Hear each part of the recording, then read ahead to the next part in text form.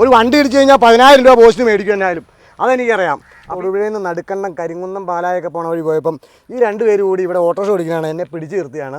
ഇവിടെ കുറേ നാളായിട്ട്, എത്ര വർഷമായെന്ന് പറഞ്ഞാൽ ഒരു 8-10 വർഷങ്ങളായിട്ടുണ്ടാവും. 8-10 വർഷമായിട്ട്. ഇതിപ്പോൾ ചുമ്മാ KCBക്ക് ചുമ്മാ കിട്ടണമെന്ന് പറയാൻ പാടില്ല. ഇത് കണ്ടോ, കുറേ പോസ്റ്റ് ഇവിടെ റോഡിൽ കൊണ്ട് ഇങ്ങനെ ചുമ്മാ നിരത്തിയിട്ടേക്കും.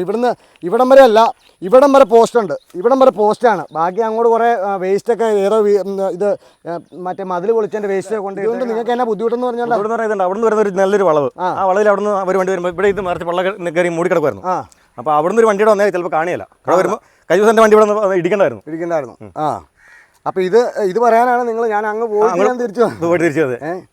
അപ്പം ഇത് ചുമ്മാതെ കിട്ടുന്ന സാധനം അല്ലായിരിക്കും. ഇത് എവിടെയെങ്കിലും കൊണ്ട് ഇത് ഇട്ടിട്ട് ഈ സാധനം നമ്മളൊക്കെ കൊടുക്കണ കറണ്ട് ചാർജ് ചെയ്തും അതിൽ നിന്നൊക്കെ ആയിരിക്കും ഈ പോസ്റ്റൊക്കെ മേടിക്കുകയും പിടിക്കുകയും ചെയ്യണേ. വണ്ടി കനാലിൽ പോവും. അത് മാത്രമല്ല, ഇത് KCBയുടെ കാശ് പോകണത് മാത്രമല്ല, ഒരുപാട് വണ്ടി പോകണമല്ലോ ഇതിലേ. ഇതൊരു ഓട്ടോ സ്റ്റാൻഡാണ്.